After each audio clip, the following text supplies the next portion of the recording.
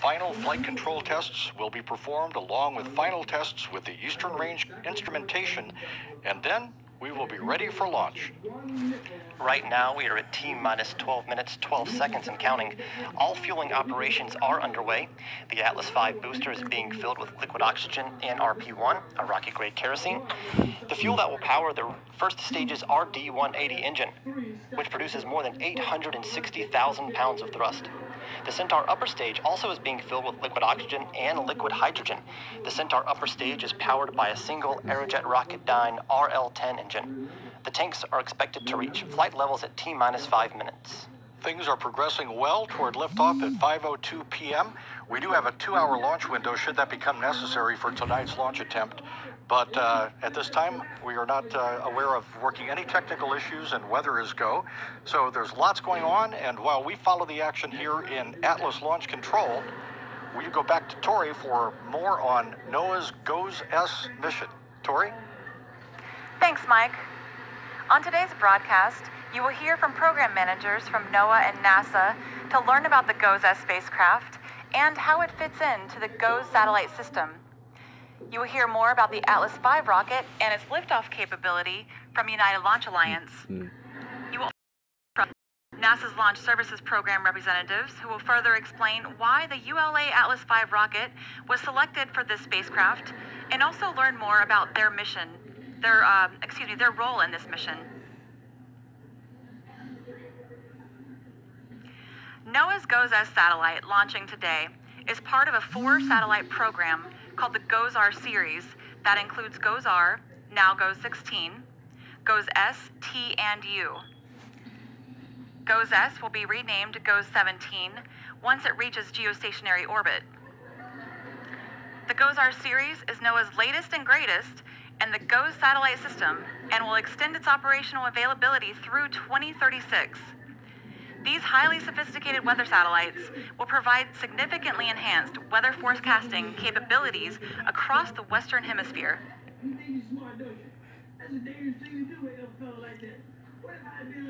NASA Edge has spent a lot of time with the GOES team leading up to today's launch. Chris Gersh is on the set right now with Ed Grigsby, the GOES-R Deputy System Program Director from NASA's Goddard Space Flight Center. Chris? Hey, thanks, Tori. Ed, hey, great to be back on the show here. It's incredibly exciting, isn't it? About 16 months ago, you were right here talking about GOES-R, which is now GOES-16, and now we're getting ready to set launch for the next satellite. How are you feeling right now? Oh, this is amazing. This is amazing. Now the satellite itself, I mean, has a lot of capability. Not only looking at the Earth, but looking at the Sun. Let's look at the Earth first. Tell us some of the capabilities of the satellite. So this satellite, just like GOES-R, which is now GOES-16 on the East Coast, GOES-S is going to become GOES-17 on the West Coast. And just like that system, it has an ABI, the Advanced Baseline Imager, which is, from previous generations, 5 times greater, faster, 4 times the resolution, 3 times the spectral content. It provides high definition. That's crazy. I mean, it's crazy. And the fact that, you know, the GOES-S, or which will be GOES-17, will be covering from, you know, the continental U.S. all the way to New Zealand. It will. It will. The combination of 16 to 17 really completes the NOAA constellation for them for the East and West Coast, just like the GOES constellation always has. Right. And it's going to cover the African coast, all the way through New Zealand, even high latitudes that we've never seen before, Alaska. And covering the sun. And covering the sun. The solar platform covers the sun. Now, you know, when we were back at Goddard about a month or 2 ago, you told a great story how GOES saves lives. Could you share with the audience that story? No, it's amazing. It really is amazing. So let's see. There are several good stories out there, but the best one that I recall is Hurricane Maria. When it hit landfall in Puerto Rico, it wiped out their radar. And GOES-16, even though we weren't operational, we were still in test mode, it actually took over for the radar and provided all the emergency managers with the information they needed. That's incredible. And what are you expecting here in less than 20 minutes? It's going to be amazing. It is going to be amazing. Well, Well, Ed, there's a lot of instruments. Now, looking at the sun, what are some of the key features of the satellite looking at the sun? So we have SUVI, SEIS, and EXIS, and we have a magnetometer which covers the magnetosphere. But the SUVI takes pictures in several spectral regions of the sun itself and looks for coronal mass ejections. Along with EXIS and SEIS, they measure some of the heavy protons and ions that come from the sun. So we know that solar weather environment really well. Well, Ed, I tell you what, this is an exciting time. Another great launch coming up for GOES-S, and afterwards we have GOES-T. GOES-T in 2020. So we want you back here, in a couple of years, when we launch GOES-T, and we can't wait to interview you. I am looking forward to it. Hey, Tori, let's go take it back to you. Thanks, Chris. As we mentioned earlier, NOAA's GOES-S satellite is part of the GOES-R series. NOAA manages the GOES-R series program through an integrated NOAA-NASA office that is co-located at NASA's Goddard Space Flight Center. This office oversees the acquisition of the program's ground system, while NASA oversees the acquisition of the spacecraft, its instruments, and the launch vehicle. Lockheed Martin Space of Colorado built the spacecraft and is responsible for its development, integration, and testing.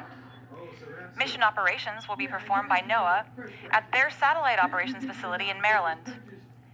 Harris Corporation of Florida provided the main instrument, called the Advanced Baseline Imager, and the ground system, which includes the antenna system for receiving data.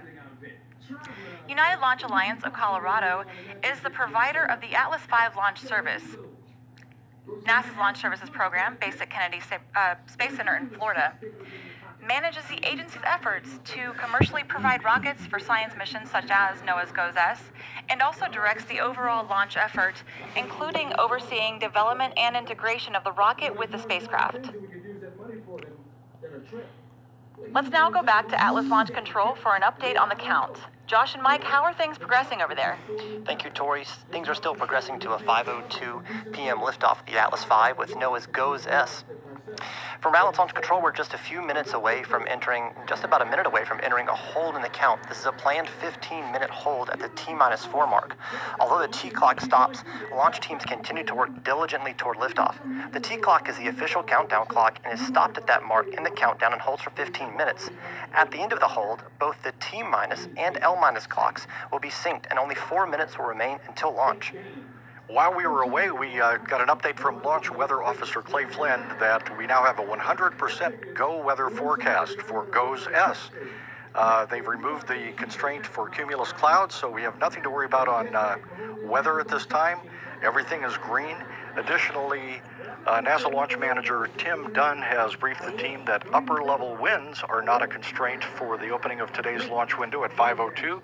So at this point, not working any technical issues, and weather is go. We're approaching our T-4 minute hold. This is a planned, built-in 15-minute hold in 5, 4, 3, 2, 1. T-4 minutes and holding. Seconds before liftoff of the United Launch Alliance Atlas V with NOAA's GOES-S spacecraft, the RD-180 engine ignites, supplied with fuel stored inside the large booster. The rocket gets extra power from the 4 solid rocket motors attached to the side at liftoff. In total, the rocket produces 2.25 million pounds of thrust. Within 35 seconds of liftoff, the Atlas V will be traveling faster than the speed of sound. And within just 4 minutes, the rocket will weigh just a fraction of its original weight after it has jettisoned the solid rocket boosters, payload fairing, and the main Atlas booster. And just over 3.5 hours after liftoff, GOES-S will fly free above Earth. Here's a detailed look at the full mission profile for today's launch of the Atlas V rocket. The following profile details the important events of this mission using approximate times. 4, 3, 2, 1. And liftoff. The Atlas V RD-180 main engine and 4 solid rocket boosters ignite to generate the 2.25 million pounds of thrust to lift the rocket away from the pad. Shortly after liftoff, Atlas begins its initial pitch, yaw, and roll maneuvers to attain the proper ascent profile and minimize aerodynamic loads.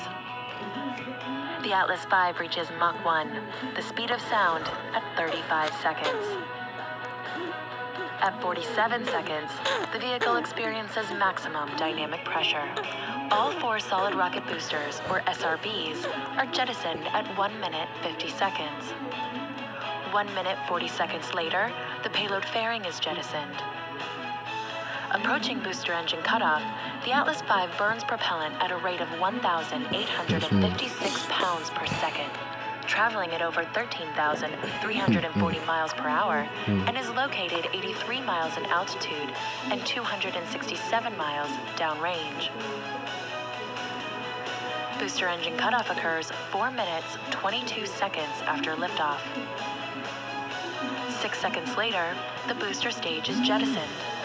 The vehicle now weighs a little more than 5% of what it did at liftoff 4.5 minutes earlier. 10 seconds after booster separation, the first Centaur main engine start takes place. Cutoff of the Centaur main engine occurs just over 12 minutes after launch. The mission now enters a nearly 10.5-minute coast phase. At 22 minutes 38 seconds, the Centaur main engine is restarted. This burn will last 5.5 minutes. Following the second Centaur main engine cutoff at 28 minutes 9 seconds, the mission enters a 3-hour coast phase. Just over 3 hours 28 minutes after liftoff, the Centaur is started for a third and final burn. Approximately a minute and a half later, final cutoff of the Centaur main engine occurs. At 3 hours, 32 minutes, and 31 seconds, Centaur releases the GOES-S satellite for NOAA and NASA. Inside of Atlas Launch Control, we are at T-minus 4 minutes and holding. We have about 11.5 minutes remaining before the terminal count to liftoff begins. About 15 minutes, 20 seconds from launch. And with that, we will go back to Tori. Tori? Thanks, Mike. Kennedy's Marie Lewis had an opportunity to speak with Steve Volz, director of NOAA's Satellite and Information Service, about the newest addition to GOES-R satellite series. Thank you. I'm here with Dr. Steve Volz, Director of NOAA's Satellite and Information Services. So, Doctor, tell us if you could, how will today's launch impact our ability to observe and understand the planet? Well, the GOES-17 launch, or GOES-S, soon to be GOES-17, is the second of a series of next-generation geostationary observing systems we're flying. GOES-16 launched about 14 months ago and has just revolutionized the way weather forecasters and the general public see environmental information. And it's hovering over the east coast of the United States, where it'll be in its permanent GOES-East position. GOES-17, or GOES-S, will be GOES-West, hovering over the west coast of the United States, providing that same kind of resolution, precision, and accuracy. And two of them together are just going to be a fantastic capability in orbit. Yeah, absolutely. And now, in the last year and a half, NOAA has launched 3 next-generation satellites, including the GOES-S now. So can you talk about what this means in terms of our cooperation with other countries? Sure. These satellites were decades literally in the building, in the design. We started in the mid-2000s for both series, so we're finally launching them, but it's a generational step in terms of capability on orbit. Our partners in space, the Japanese Met Agency, the European, the EUMETSAT organization, do similar steps, leap forward in technology. These put us back at the forefront in terms of meteorological capabilities from Earth orbit. We all share data, full, free, and open. We use their data in our models. They use our data. So we're all benefiting from this friendly competition to get the best observations from orbit. And that data you're talking about really gives us such critical information to predict the weather and what's going to happen. So along those lines, what do you predict for the future of these satellites and the industry? So this is, like I said, the first generational leap in capability for GEO in 20 plus years. So when you think about now the availability of information from satellites, from ground, from airplanes, from the whole Internet of Things, is going to allow a certain integration of information in a way that we can understand the Earth as a system much more holistically than ever before. It won't be just, here's a storm, here's a flood. It's seeing how they're all connected. So I think the next generation, the leaps will be in integration of all these great observing systems into a holistic view of how the Earth as an environment is working together. All right, Doctor, thank you so much for your time. We'll send it back to you. Today's mission is dedicated to 2 very special colleagues from United Launch Alliance and NASA's Launch Services Program, Gordon Meehan and Gene Forney. Gordon served our country in the United States Air Force, achieving the rank of technical sergeant. Gordon began his career as an electrical engineer at McDonnell Douglas, later working for both the Boeing Company and United Launch Alliance. United Launch Alliance dedicates this mission to their dear friend and colleague, Gordon Meehan. Gene worked in the Denver NASA resident office until his death last year at the age of 93. Gene served our country as an Army Air Corps pilot in World War II, completing 120 combat missions over Europe, and in the Cold War, helped put jet fighters on air carriers, along with training Navy and Marine pilots. When the space race started, Gene went to work for NASA, helping develop the Centaur cryogenic upper stage, a derivative of which is flying on today's mission. Gene served in multiple capacities throughout his NASA career, contributing to every Atlas mission since 1963. NASA's Launch Services Program dedicates this mission to their friend and teammate, and a true American hero, Gene Forney.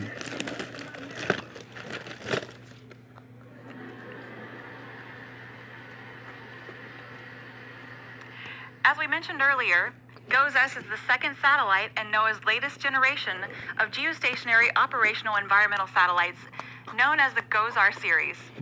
Let's take a look at the processing journey of NOAA's GOES-S spacecraft leading up to today's launch.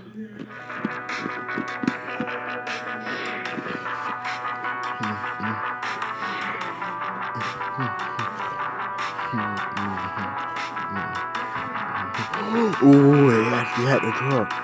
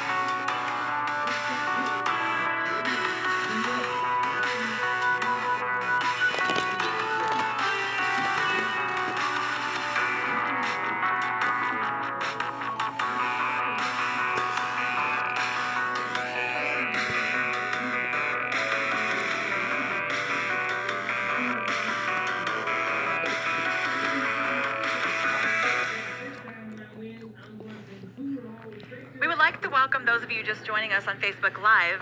Here at NASA's Kennedy Space Center in Florida, the ULA Atlas V rocket and NOAA's GOES-S spacecraft are poised to lift off at 5:02 p.m. Eastern from Space Launch Complex 41 at Cape Canaveral Air Force Station. Let's go now to Atlas Launch Control for an update. Mike and Josh? Thank you, Tori, and welcome to those who are just joining our program for the live launch coverage of NOAA's GOES-S on an Atlas V rocket. We have 8 minutes, 55 seconds before launch, and quickly let's get you up to speed. The Atlas V rocket on the launch pad at Space Launch Complex 41 is an Atlas V 541. It's one of the most powerful rockets in the Atlas fleet. It has a 5-meter fairing where the spacecraft is protected during ascent. 4 solid rocket motors providing extra lift to get the rocket and spacecraft off the ground, and a single-engine upper stage. The protective fairing also covers the Centaur second stage on this configuration of the rocket. Right now, we are inside of a planned 15-minute hold in the launch countdown. The T-clock has paused, but the launch team continues to work through the final checks ahead of liftoff. The Atlas booster and Centaur liquid oxygen tanks are at flight levels. Centaur liquid hydrogen is also at flight level. The United Launch Alliance launch conductor, Ed Kidda, briefed the launch team ahead of the terminal count. Within the terminal count, should a condition exceed a launch constraint, teams are to notify by saying, hold, hold, hold. The launch conductor has verified with the range controller that solar radiation is also acceptable for launch. As we told you previously, weather is 100% go. No weather constraints at this time, and upper level winds are also favorable. No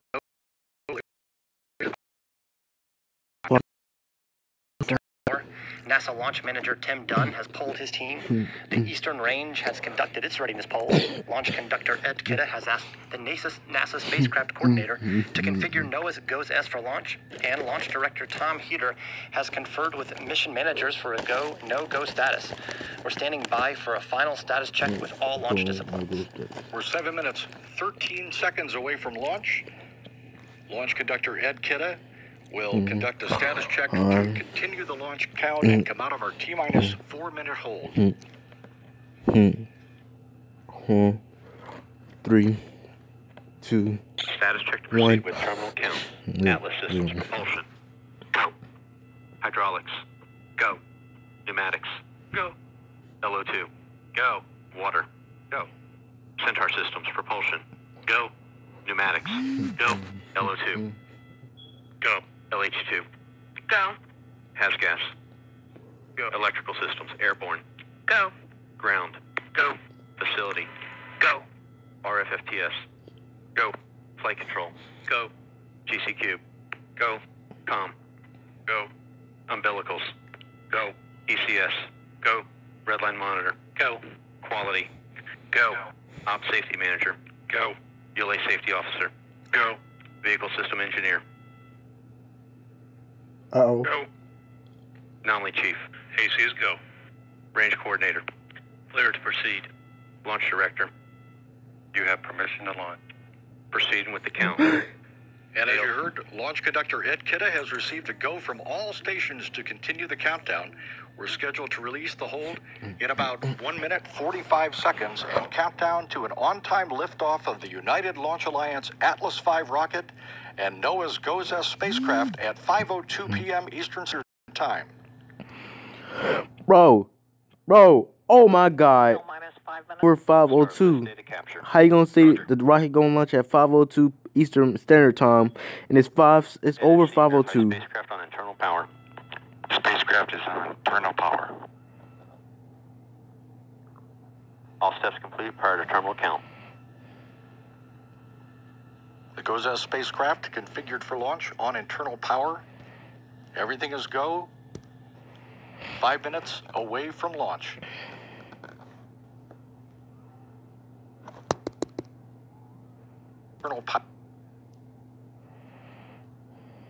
Are making good headway down the middle of the corridor.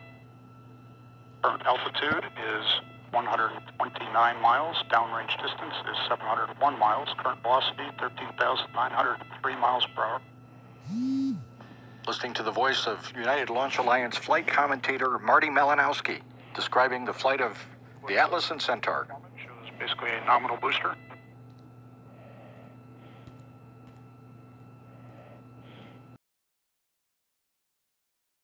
Beginning to see the RCS. Pictures look good. RL-10 continues to perform well. Chamber pressures, lights pump discharge, and fuel venturi, all appropriate for the mark.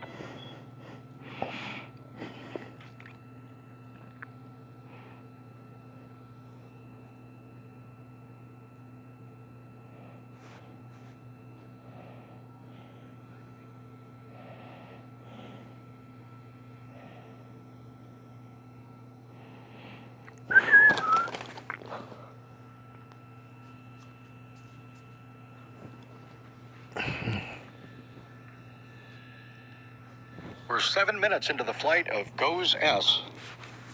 Another 5 minutes remaining in this first burn of the Centaur single engine. Small loss of data. As resumed, all signatures look good across the dropout.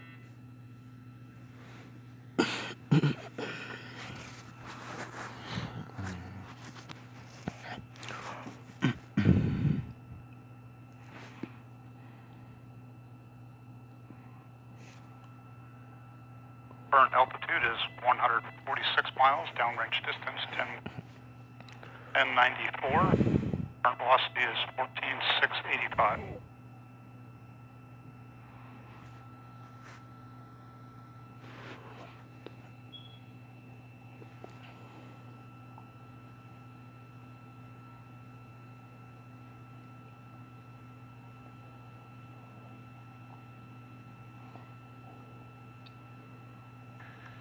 Eight minutes after liftoff, and everything continues to go well.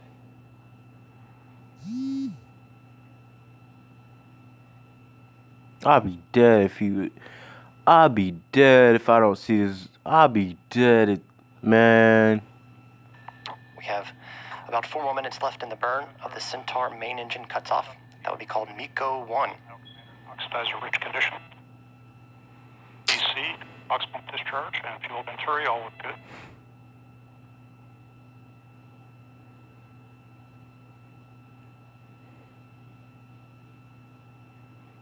Man, I'ma be dead if I don't see this.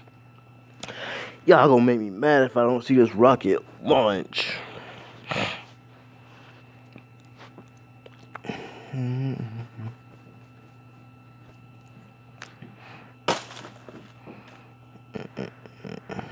Centaur tank pressures remain stable. Storage bottle pressures look good. Batteries are also good. Body rates controlling right down the middle. Track continues to show good progress down the middle of the corridor.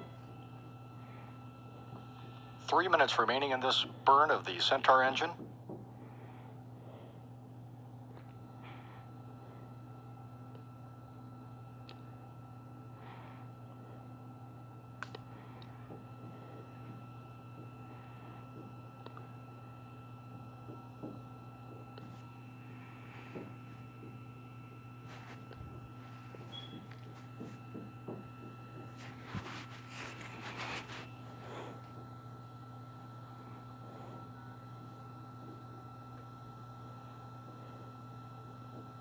Centaur main engine burn continues to look very good.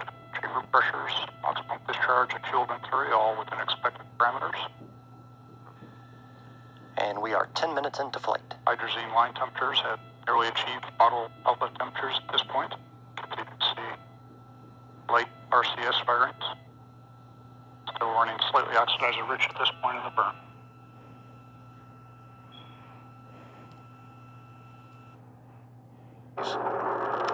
At 35 seconds, the rocket carrying GOES-S will reach Mach 1, traveling faster than the speed of sound. Down, right on schedule. Signatures look good. Roll program is complete. SRB chamber pressures are rolling off as expected. At 47 seconds after launch, the vehicle will pass through the area of maximum dynamic pressure, or max-Q. Max-Q? This is the point when mechanical stress on the rocket reaches its peak because of the rocket's velocity and the resistance created by the Earth's atmosphere.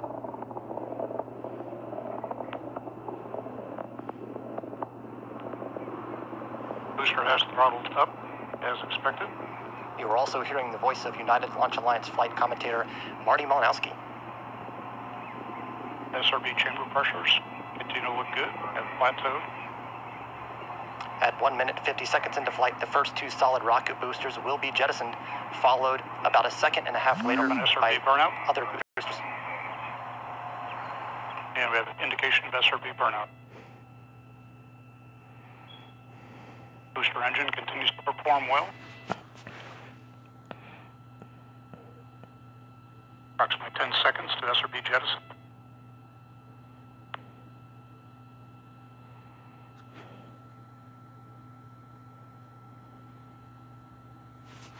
And with indication of 4 solids jettisoning, looks like a clean separation. And a clean separation being reported of the solid rocket boosters. Vehicle we are has 2 minutes, 4 seconds into The next major milestone, 3 minutes 30 seconds into flight, the payload fairing protecting GOES-S during its flight through the atmosphere will be jettisoned 3.5 minutes after launch.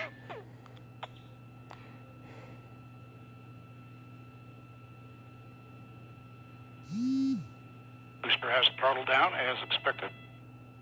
Up on the RCS pyro valve activation.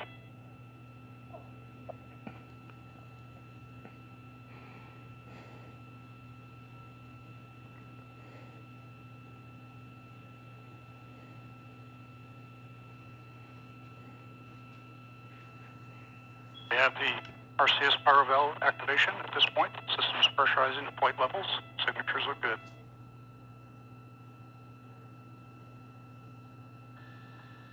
Three minutes into the flight.